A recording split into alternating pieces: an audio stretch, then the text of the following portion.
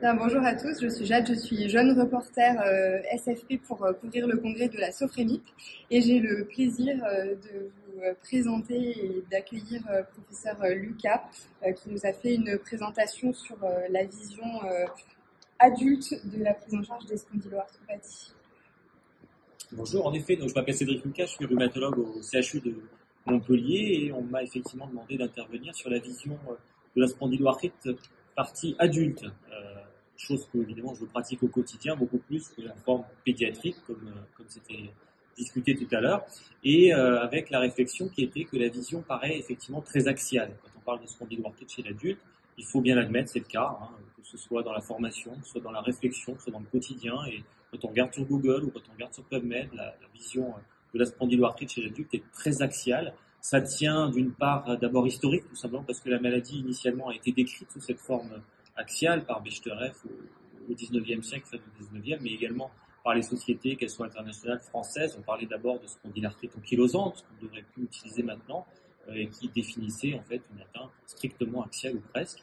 Or, ça peut être problématique puisque ça a quand même certaines limites de ne parler que de l'atteinte axiale, dans la mesure où beaucoup de patients, y compris même au moment où ils développent leur maladie avec des phénomènes axiaux, que ce soit au bassin ou au rachis, ont déjà des atteintes périphériques. Et je donnais l'exemple tout à l'heure de la cohorte DÉSIR, qui est cette cohorte nationale française qui regroupait des patients avec une atteinte axiale de spondyloarthrite.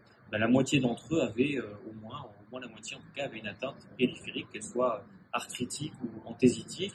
Et c'est le cas dans la plupart des cohortes ou des études thérapeutiques qu'on mène au quotidien.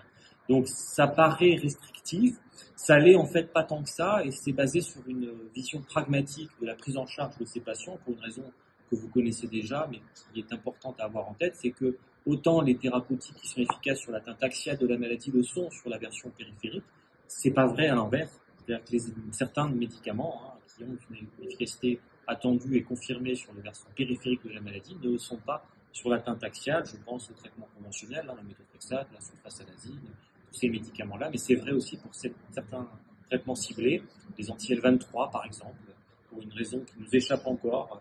On s'attendait à une efficacité axiale, mais qui n'est pas démontrée, qui n'est pas le cas. Or, ça peut être problématique, puisque ces patients-là qui ont des atteintes périphériques, il faut bien sûr en tenir compte, et c'est d'autant plus important s'ils ont une atteinte axiale associée. Voilà, c'est un petit peu le message que j'ai essayé d'amener, en tout cas dans cette présentation. Merci beaucoup.